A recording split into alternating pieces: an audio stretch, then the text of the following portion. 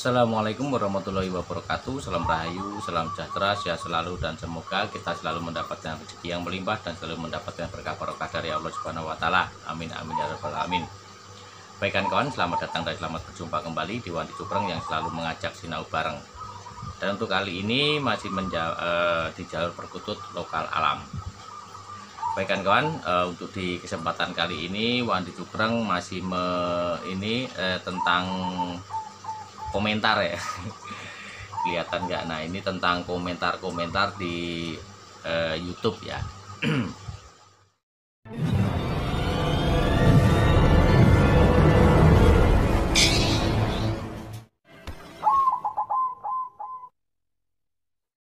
Yang dipertanyakan di pertanyaan itu yang mana bukti keberuntungan dari Katurangan, kok semua yang merasa pinter burung kok nggak bisa membuktikan. Nah, memang untuk membuktikannya itu memang agak sulit, karena itu yang bisa merasakan itu yang merawatnya. Jadi kalau saya sendiri untuk membuktikannya itu memang agak sulit ya, karena mosok sekarang saya punya ini, saya punya itu, mosok mau saya sebutin. Nah, saya yang awalnya sebelum memelihara perkutut, saya ibaratkan belum punya motor, terus sekarang punya motor, terus saya terus bisa ibaratkan beli gerobak apa segala macam. Mosok saya harus ngomong, orang-orang juga ngomong, kecuali ya memang harus diomong kan begitu. Jadi sebetulnya yang merasa begitu tuh banyak ya. Mudah-mudahan bisa menjawab dari pertanyaan saudara kita yang tadi nggak tahu dari siapa. Jadi untuk namanya Katurangan itu di sini di Wandi Cupreng itu bikin channel atau bikin konten. Nah, kembali lagi bikin konten. Kalau yang bermanfaat ya mohon diambil, kalau enggak bermanfaat tinggalkan saja, jangan diteruskan kan begitu.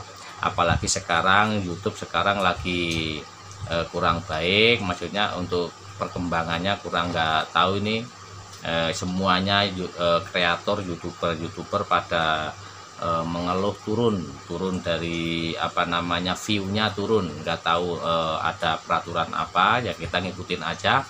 Yang penting untuk di Wandi Cupreng ini mengajak sinau bareng, kalau yang bermanfaat, kalau yang nggak bermanfaat ya jangan diikutin. Jadi kembali lagi, yang namanya tuah atau segala macam itu yang bisa bisa merasakan hanya yang merawatnya, dan semuanya tidak instan, pakai proses, dan prosesnya tidak sebentar dan bisa memerlukan waktu lama. Nah, kalau untuk membuktikan iya apa enggaknya yaitu ya gimana ya, privasi masing-masing. Kalau kecuali memang harus pamer, kalau mau pamer bisa. Kalau ibaratkan mau disuruh pamer ya ada, tapi ya semuanya dari Allah Subhanahu wa taala, dan itu dengan apa ya, karena tingkah laku kita, perilaku kita itu berpengaruh. Yang jelas itu sodakoh. Nah, itu sodakoh. Jadi yang kita dapatkan itu tidak seutuhnya untuk kita sendiri, ada hak-hak yang lain. Contohnya bisa untuk anak yatim, ataukah untuk yang kita pelihara burung ya, untuk burung itu udah pasti. Itu semuanya itu namanya sodakoh. Sodakoh itu nggak hanya berbentuk uang, sodakoh itu bisa bersenyuman, ataukah bisa berbentuk yang lain. Contohnya untuk ngajak kebaikan, nyapa orang, itu juga sama, itu semuanya namanya itu sodakoh. Dan sodakoh itu memang luar biasa kekuatannya, bisa lebih kuat dari yang lainnya. Itu yang kalau yang bisa memahami ini ya kawan, bisa memahami. Jadi kalau ada orang yang bilangnya nggak pernah ngasih ini ngasih itu, kok rezekinya lancar, kok bisa begitu, Ya emangnya tahu namanya sodako itu memangnya harus di depan muka, ya enggak lah. Paling sodako kan bisa diam-diam ngasih tanpa sepengetahuan orang. Nah itu ya yang baik begitu. Jangan sodako harus ngelihat orang dulu. Nggak ada orang nih, ada orang nih, mumpung ada orang lah, mau sodako biar kelihatan. Itu nggak dapat apa-apa. Dapatnya yong, rugi malahan. Nah kembali lagi untuk burung perkutut itu, kalau yang di channel Wandi Cukreng itu Katuranggan itu filosofi, dan semuanya juga dari Tuhan Sang Pencipta. Dan filosofi itu enggak hanya di perkutut, filosofi itu banyak di hewan-hewan yang lain, banyak. Contohnya semut, ada enggak filosofinya? Ada. Lebah, ada filosofinya, ada. Kucing, ada.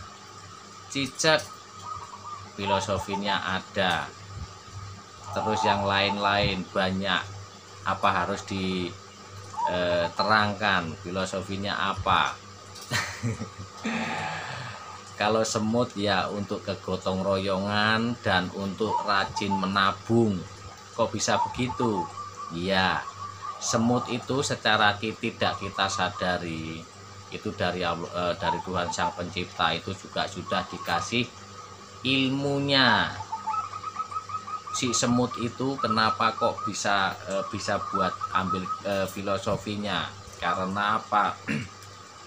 Karena dari kegotong royongannya dan saling menghormati, saling menyapa. Coba kawan-kawan lihat, semut kalau berpapasan pasti berhenti dulu, nggak tahu ngomong apa. Intinya itu aja, si tingkah lakunya itu. Kalau di perkutut ciri lakunya icik berhenti, baru nanti entah ngomong apa, kode apa nggak tahu, lewat lagi. Itu yang namanya filosofi untuk kita saling menyapa. Terus untuk gotong royong, membawa daun, membawa makanan, digotong-gotong sampai ke sarangnya. Nah itu namanya filosofi, kita bisa memakainya. Dan untuk menabung, nah kok bisa menabung? Ya karena secara tidak kita sadari. Kalau yang sudah paham ya mungkin paham, kalau yang ini ya mungkin yang belum tahu biasanya gitu. Semut itu dari naluri alamnya itu dari ciptaan Sang Pencipta, Tuhan Sang Pencipta itu sudah diciptakan untuk apa ya namanya, kalau bilang itu dari alamnya. Apa maksudnya? Ya itulah, dia punya insting. Nah dikasih insting, nanti bulan apa, bulan berapa bulan lagi, berapa minggu lagi nanti ada musim kemarau atau musim hujan atau musim apa yang susah makan.